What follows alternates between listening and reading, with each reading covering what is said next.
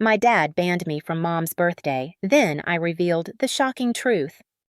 I exposed their betrayal, reclaiming my worth with one silent stand. Will my truth shatter their facade forever? Hi, I'm Emma Larson. I'm 32, and until 2 months ago, I thought my family's indifference was just their way.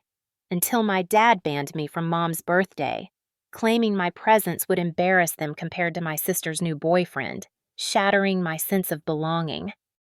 I stayed silent, but a single moment flipped their world, exposing their betrayal and proving my worth without a word. The early spring mornings in Concord, Massachusetts, carry a crisp, invigorating chill, the kind that sharpens your senses as you sip a steaming espresso and brace for the day's challenges. I stood in my cozy apartment, a block from the sleek office of Helix Innovations, my biotech startup, staring at my phone after a call that broke something deep inside me. The sunlight streamed through sheer white curtains, illuminating the polished hardwood floors, but it couldn't warm the cold, piercing sting of my father's words, a rejection that echoed through the quiet, leaving me to question my place in the family I'd spent years holding together with invisible threads of sacrifice. I'm the co-founder of Helix Innovations, a biotech startup revolutionizing healthcare diagnostics with cutting-edge technology, a role that demands relentless drive, late nights crunching data, and high-stakes pitches to investors. But to my family, I'm the overlooked younger sister, forever eclipsed by my older sister, Vanessa. At 35, Vanessa is their golden child, elegant, charming, always the radiant center of attention at family gatherings. Her every move celebrated while I faded into the background, a faint silhouette in their spotlight. Growing up in our small town, an hour's drive from Boston, I was the quiet one, dressed in simple jeans and sweaters, my nose buried in a laptop or my mind lost in code, my ambitions dismissed as tech stuff no one bothered to understand. Family dinners were a parade of compliments for Vanessa, her stunning dresses, her graceful poise, her latest high-profile boyfriend, while I received passing nods, my work reduced to vague murmurs. Emma's doing something with computers.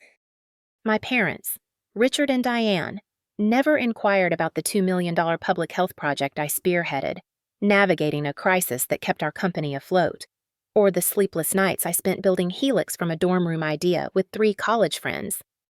To them, Vanessa's boutique PR firm was glamorous, her boyfriend's trophies of success, while my achievements were invisible, my presence tolerated but never celebrated, a footnote in their narrative of pride.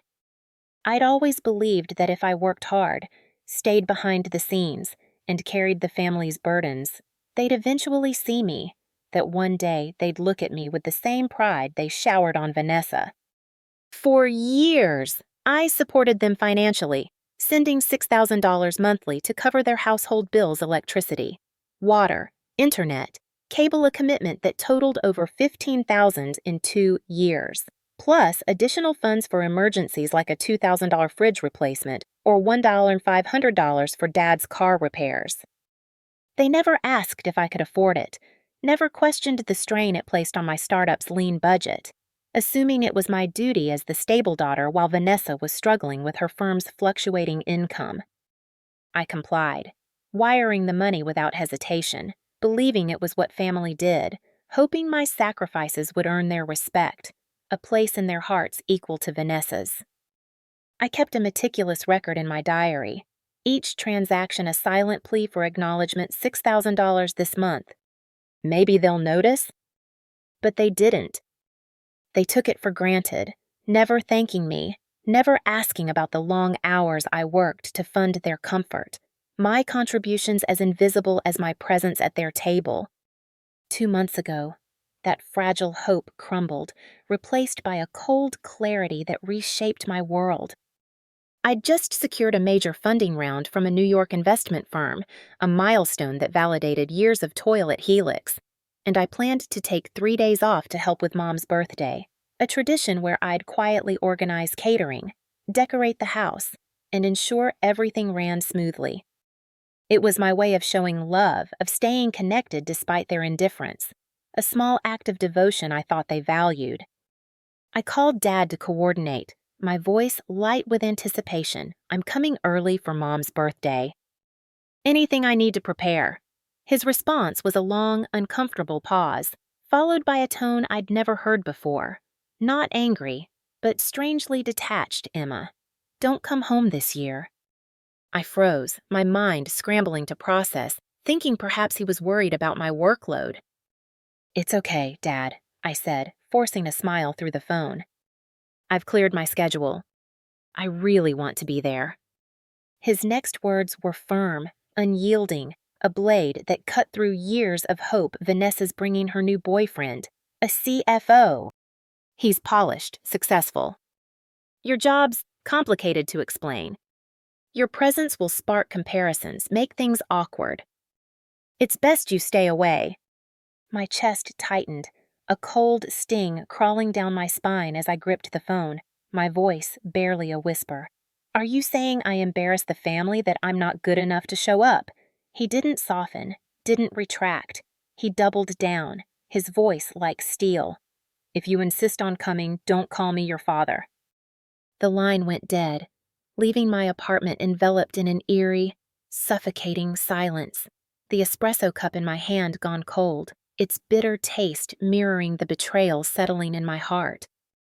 I sank into my armchair, the spring sunlight streaming through the window mocking the chill that gripped me. My diary open on the table, its blank page waiting to capture the moment that broke me. They don't want me. I'm done trying. I'd given $15 or $20 over 2 years, wiring $6,000 monthly for their bills, plus $3,000 for Vanessa's firm expenses, $2,500 for Mom's medical costs. My trust offered freely, my heart laid bare, only to be cast aside as an embarrassment. My existence deemed inconvenient because it didn't fit their polished narrative. The rejection was a public declaration, a statement that I didn't belong, that my work leading a biotech startup, securing multi-million-dollar deals was less valuable than Vanessa's boyfriend's title, a man I'd never even met. That night, I made a decision that would change everything. I opened my laptop, logged into my banking app, and scrolled through the transaction history, each entry a testament to my unseen sacrifices. $192.48 for electricity, $136.72 for water, $248.50 for internet and cable, month after month, a silent contract I'd upheld without question. With a steady hand, I canceled each auto payment electricity. Water, internet, cable, the notifications flashing across the screen, auto payment canceled successfully. There were no alarms, no warnings, just a profound silence that mirrored how I'd existed in their world. A quiet act of defiance against a family that saw me as a utility, not a daughter. I didn't cry, didn't rage. I felt a strange, resolute calm, a realization that I was no longer part of the family I'd fought so hard to hold together. Their rejection, a wound that demanded I redefine my place. I closed the laptop, the apartment still, the spring breeze drifting through the open window, carrying the faint scent of blooming lilacs. My diary captured the moment, a single line scrawled in black ink. They chose Vanessa's spotlight. I choose myself. I'd been their shadow, paying their bills, absorbing their indifference, but no more.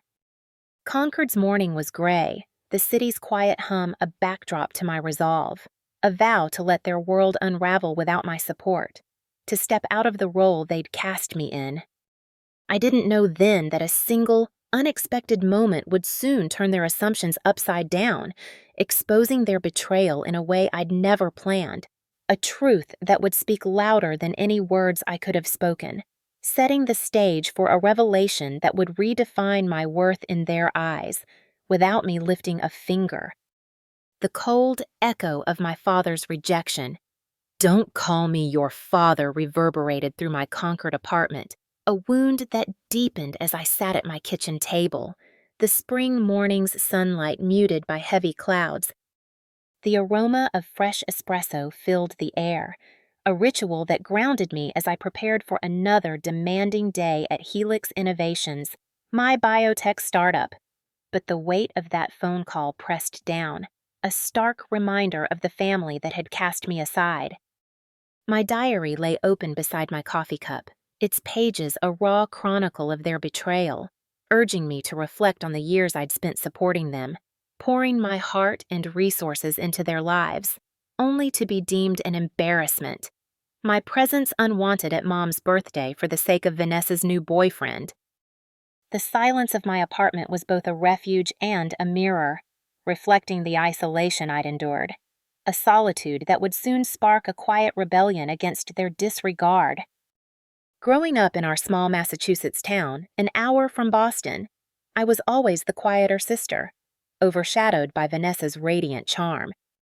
At 35, Vanessa was the family's pride, elegant, poised, her every move celebrated at gatherings like Thanksgiving or summer barbecues, where relatives fawned over her designer dresses, her graceful demeanor, her string of high-profile boyfriends. "Vanessa, you're a vision," they'd say, or "that new guy's a keeper." I was the afterthought, my biotech work dismissed as something technical, my simple style genes, minimal makeup and constant laptop presence, earning me labels like distant or nerdy. My parents, Richard and Diane, never asked about the $2 million public health project I led, navigating crises that tested my resolve, or the sleepless nights I spent building Helix from a college dorm idea with 3 friends. They saw Vanessa's boutique PR firm as glamorous, her boyfriends as symbols of success, while my achievements were invisible, my role confined to the margins, a shadow in their glowing narrative of Vanessa's perfection.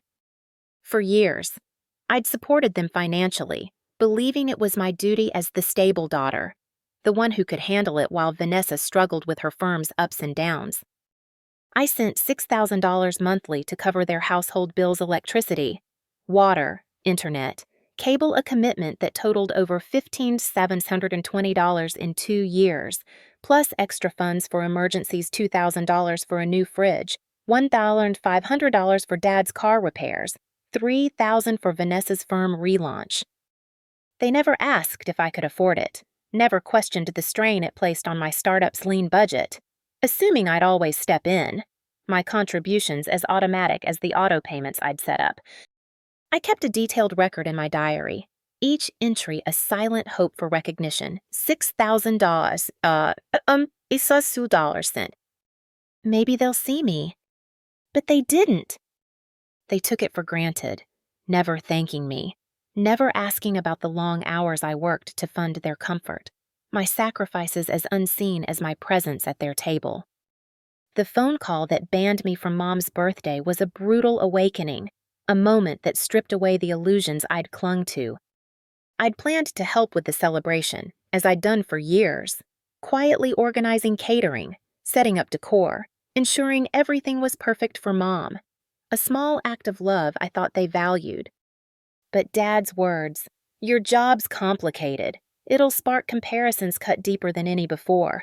His insistence that I'd embarrass them compared to Vanessa's CFO boyfriend, Liam Carter, a man I'd never met, a final declaration that I didn't belong. "If you insist on coming, don't call me your father," he said, the line going dead, leaving my apartment in a suffocating silence, the espresso cup in my hand gone cold, its bitter taste mirroring the betrayal settling in my heart. I sank into my armchair, the spring sunlight streaming through the window mocking the chill that gripped me, my diary open, its blank page waiting to capture the moment that broke me. They don't want me. I'm done carrying them. I'd given $15,720 over 2 years, wiring $6,000 monthly for their bills, plus $4,000 for Vanessa's networking events, $3,500 for Mom's renovations. My trust offered freely, my heart laid bare, only to be cast aside as an embarrassment. My existence deemed inconvenient because it didn't fit their polished narrative. The rejection was a public declaration, a statement that I didn't belong, that my work leading a biotech startup, securing multi-million-dollar deals, was less valuable than Liam's title, a man they'd chosen over their own daughter. That night, I made a decision that would alter our family's dynamic forever. I opened my laptop, logged into my banking app, and scrolled through the transaction history. Each entry a testament to my unseen sacrifices. 192 $48 for electricity, $136. 72 for water, $248. 50 for internet and cable, month after month, a silent contract I'd upheld without question. With a steady hand, I canceled each auto payment: electricity, water, internet, cable. The notifications flashing across the screen: auto payment canceled successfully. There were no alarms, no warnings, just a profound silence that mirrored how I'd existed in their world, a quiet act of defiance against a family that saw me as a utility, not a daughter. I didn't cry, didn't rage. I felt a strange, resolute calm, a realization that I was no longer bound to their expectations. Their rejection, a wound that demanded I redefine my place. I closed the laptop, the apartment still, the spring breeze drifting through the open window, carrying the faint scent of blooming lilacs. My diary captured the moment, a single line scrawled in black ink. They chose Vanessa's spotlight. I choose my freedom. I'd been their shadow, paying their bills, absorbing their indifference, but no more.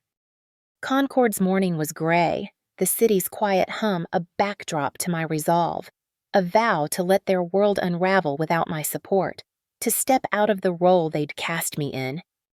I didn't know then that a single, unexpected moment would soon turn their assumptions upside down, exposing their betrayal in a way I'd never planned, a truth that would speak louder than any words I could have spoken, setting the stage for a revelation that would redefine my worth in their eyes, without me lifting a finger. The day of Mom's birthday arrived, a storm of chaos unleashed by my decision to cancel the family's bill payments, a silent rebellion against their rejection that set the stage for an unexpected twist. In my Concord apartment, the spring sunlight was muted by heavy gray clouds, casting a somber glow over the hardwood floors as I sat on my balcony, sipping peppermint tea, the air thick with the scent of damp earth. My phone buzzed relentlessly, each message a desperate plea from my family, now grappling with a house plunged into darkness, no power, no water, no internet right, as Vanessa prepared to introduce her CFO boyfriend, Liam Carter. My diary, open on the table, captured the unfolding drama, its pages urging me to hold firm, to let the truth of their disregard surface without my intervention. A resolve fueled by the memory of Dad's brutal words, "Don't call me your father." Mom's birthday was a cherished tradition, a day I'd always helped orchestrate, quietly handling catering, decorating the house with streamers and flowers, and ensuring every detail was perfect, a labor of love I thought bound me to them despite their indifference. This year, I'd planned to fly in early, ready to set up the tables and coordinate the menu, but Dad's ban. "Your job's complicated. It'll spark comparisons," stopped me cold. His insistence that I'd embarrass them compared to Liam, a man I'd never met, a final blow to my sense of belonging.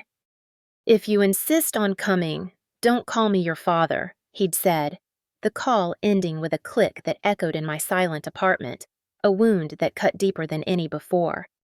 I'd responded by canceling their auto payments, $6,000 monthly for electricity, water, internet, and cable, totaling $15,720 over 2 years, a decision made in the quiet of that night. Each click a step toward freedom from their expectations, a refusal to be their invisible fixer any longer. The fallout was immediate, my phone lighting up with messages as their world unraveled. Mom texted first, her tone sweet but oblivious. "Emma, the power's out. Guests are arriving." "Can you check the provider?" Dad followed, his message curt and commanding. "No water, no internet." "Call the companies now." Emma Vanessa's was sharp, laced with accusation. "You're so selfish, ruining Mom's birthday. Fix this before Liam gets here." Not one acknowledged Dad's rejection. No apology for banning me, just demands to restore their comfort. As if I were still their unpaid servant, my pain irrelevant to their need for a perfect party. I sat in silence, the tree line outside my window swaying in the breeze, my heart steady but heavy. Their messages a stark reminder of how they'd taken me for granted, never thanking me for the $15,720 I'd paid, the $5,500 for Vanessa's PR campaigns, the $4,000 for Dad's debts, my trust shattered by their dismissal. Then, a discovery shifted the narrative in a way I hadn't anticipated. While reviewing work emails, I noticed a staff transfer notice Liam Carter, head of finance, moving from New Jersey to my Boston office at Helix Innovations, where I'm co-founder and CEO. My heart skipped a beat. Liam, Vanessa's boyfriend, was my incoming employee, reporting directly to me, his transfer approved by my signature weeks ago. Mom had praised him. He's a CFO, so successful, oblivious that I held his career in my hands. A delicious irony given Dad's fear of awkward comparisons. They'd banned me to protect their image, unaware that I was the one who'd greenlit Liam's move to Boston, a truth I didn't orchestrate but wouldn't interrupt. I journaled, sketching a cracked crown, its jagged lines capturing the moment they hid me. Truth will unmask them. I stayed silent, letting the day unfold, knowing the chaos no power, no water, no internet would amplify their desperation, setting the stage for Liam's arrival and the revelation that would follow. The messages kept coming, each more frantic, Mom's tone turning to panic. Emma, please, the guests are here. We can't cook Dad's growing sharp. You've made your point. Now fix this. Vanessa's accusations escalating. You're destroying Mom's day, all because you're jealous of Liam. I sipped my tea, the Concord breeze cool against my skin, my resolve unshaken. Their words a mirror of their entitlement, their failure to see me as anything but a utility. I'd been their shadow, paying their bills, absorbing their indifference, but no more. The discovery of Liam's transfer was a spark, a twist I didn't need to force, a truth that would soon burn through their carefully curated facade. My diary captured the moment, a single line in black ink. They cast me out. Their world will crumble. Concord's gray sky loomed overhead, the city's quiet hum a steady rhythm that grounded me. My phone still buzzing but unanswered, my heart calm as I let their chaos unfold. I'd given $15,720 to keep their world lit, $60,000 for Vanessa's firm relaunch, $5,000 for Mom's renovations. My trust shattered by their rejection, my presence deemed an embarrassment. Now, their house was dark, their party in disarray, and I was done lighting their way. The stage was set for Liam's arrival, a moment that would turn their assumptions upside down, a revelation I didn't need to orchestrate, a fire I'd let burn on its own, fueled by their own choices, ready to expose the truth they'd never seen coming. The chaos of Mom's birthday unfolded exactly as I'd anticipated. The darkness of my family's powerless house, a stark metaphor for their disregard, but a single, unplanned moment turned their world upside down, exposing their betrayal without a word from me. In my Concord apartment, the spring afternoon was shrouded in heavy clouds, the air thick with the scent of ginger tea as I sat at my desk, my phone buzzing with increasingly desperate messages from my family, now grappling with a house plunged into disarray. No electricity, no water, no internet ride as Vanessa prepared to introduce her CFO boyfriend, Liam Carter. My diary, open beside my laptop, captured the unfolding drama, its pages urging me to hold my ground, to let the truth of their rejection surface naturally, a resolve fueled by the memory of Dad's brutal ban. Don't call me your father. The discovery that Liam was my employee at Helix Innovations, reporting directly to me as co-founder, was an irony I hadn't orchestrated, a spark that would soon ignite a revelation shattering their assumptions. The day began with a flood of messages, each more frantic than the last, a testament to their reliance on me as their invisible fixer.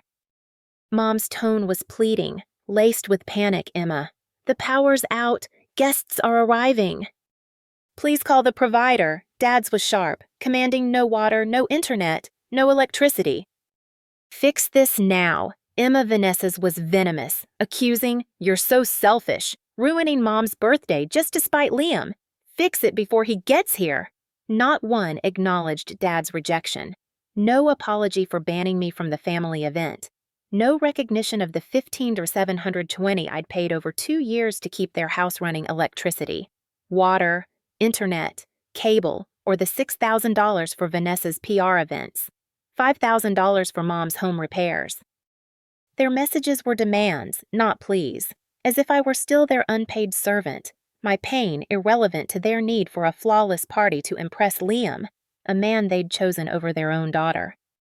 I sat on my balcony, the tree line swaying in the breeze, my heart steady but heavy.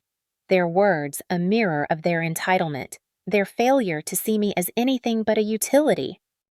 I'd canceled the auto payments $6,000 monthly, totaling $1,500 to $720, a decision made in the wake of Dad's ban. Each click a quiet rebellion against a family that saw me as a resource, not a daughter. The chaos was their own making, a consequence of their disregard, and I refused to intervene, letting their world unravel as I sipped my tea, the Concord air cool against my skin. I'd been their shadow, paying their bills, absorbing their indifference, but no more. My diary capturing the moment they cast me out. Let them face the dark. Then, a revelation shifted everything. A twist I hadn't planned but wouldn't interrupt. While reviewing work emails, I'd discovered Liam Carter's transfer to my Boston office at Helix Innovations, where I'm co-founder and CEO. Liam, Vanessa's boyfriend, was my incoming head of finance, his move from New Jersey approved by my signature weeks ago, a detail I'd overlooked until Mom's praise. He's a CFO, so successful. The irony was biting Dad had banned me to avoid awkward comparisons, fearing my complicated biotech job would pale next to Liam's title, oblivious that I was his boss, holding his career in my hands. I journaled, sketching a shattered mask, its jagged lines reflecting the moment they hid me. Truth will unmask them. I stayed silent, letting the day unfold, knowing the chaos no power, no water, no internet would amplify their desperation, setting the stage for Liam's arrival and the truth that would follow. At 5 p.m. My phone buzzed with a video call from Aunt Ellen, the only relative who still sent holiday messages. Her kindness a faint tether to the family I'd lost. I hesitated, then answered, her kitchen appearing dimly lit by a phone flashlight, her face tired, eyes red with worry. "Emma, your mom's in a panic," she said softly. "The house is dark, everyone's scrambling." "You've never missed your mom's birthday." "What happened?" I took a deep breath, voice steady. Dad said I'd embarrass the family, told me not to call him my father if I came. Ellen froze, her expression shifting, the background noise, Mom's frantic voice, Vanessa's sharp complaints growing louder. "She's sulking, ruining everything." Suddenly, Liam's face appeared, his polished suit unmistakable, his eyes widening in shock. "Emma! Emma! Larson! Helix Innovations!" The room went silent, a stunned hush falling over the family as Liam turned to them, voice clear and resonant. "She's my boss, the co-founder who approved my Boston transfer." Vanessa's jaw dropped, her face paling. Mom gasped, clutching the table. Dad's face reddened, his hands gripping the chair. The relatives sat frozen, their murmurs ceasing. I nodded calmly, my voice cool but firm. "Hope your introduction goes well, Liam." I ended the call, my heart steady. The diary's truth, a quiet triumph. They hid me. I didn't need to speak. The revelation wasn't my doing. It was their stage, their guest, their moment, turned upside down by a truth they'd never bothered to seek. Concord's dusk was cool, the city's quiet hum a backdrop to my resolve, their world exposed without my effort. my silence a fire that burned through their facade, a vow to let truth reshape their narrative, a moment that affirmed my worth without a single word from me. The revelation at Mom's birthday left my family reeling, their carefully curated facade shattered by Liam's public acknowledgement of my role as his boss, a truth that spoke louder than any words I could have uttered.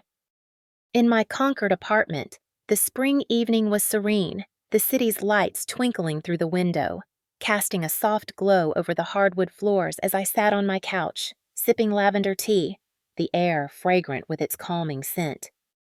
My phone, once buzzing with frantic demands, now lay silent, the storm of their messages subsiding into an uneasy quiet. My diary, open on the coffee table, captured the aftermath of that chaotic day, its pages urging me to embrace the freedom I'd won, to affirm my worth beyond their rejection, a resolve solidified by the memory of Dad's ban. "Don't call me your father," and Liam's stunned declaration, "She's my boss!" The moment had shifted my perspective, a quiet victory that set me free from their shadow, a triumph that required no effort from me, only the strength to stand firm in my truth. The fallout came swiftly, a cascade of messages that revealed their desperation and denial. Vanessa texted first, her words a chaotic blend of anger and pleading. "You knew Liam was your employee, didn't you? You let this ruin Mom's party, humiliate us all." Mom followed, her tone a mix of hurt and accusation. "Emma, I never expected you to hurt us like this, leaving us in the dark on my birthday." Dad's message was curt, commanding. "You've made your point, Emma. Fix the bills now." Not one acknowledged the rejection, no apology for banning me from the family event, no recognition of the $15,720 I'd paid over 2 years to keep their house running electricity, water, internet, cable, or the $7,000 for Vanessa's firm relaunch, $6,000 for Mom's home upgrades. Their messages were demands, not pleas, as if I were still their invisible fixer, my pain irrelevant to their need to salvage their image, their party, their pride in Vanessa's spotlight. I sat in silence, my heart calm but heavy, their words a mirror of their entitlement, their failure to see me as anything but a utility. I'd canceled the auto payment $6,000 monthly, totaling $15,720, a decision born of Dad's rejection. Each click a quiet rebellion against a family that saw me as a resource, not a daughter.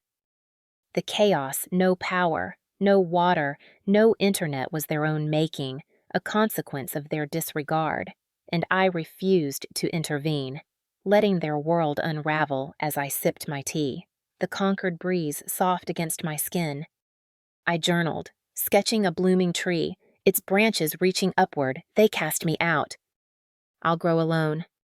The revelation at the party wasn't my doing, it was Liam's voice, their stage, a truth they'd invited by banning me, fearing awkward comparisons only to be confronted by the reality of my power.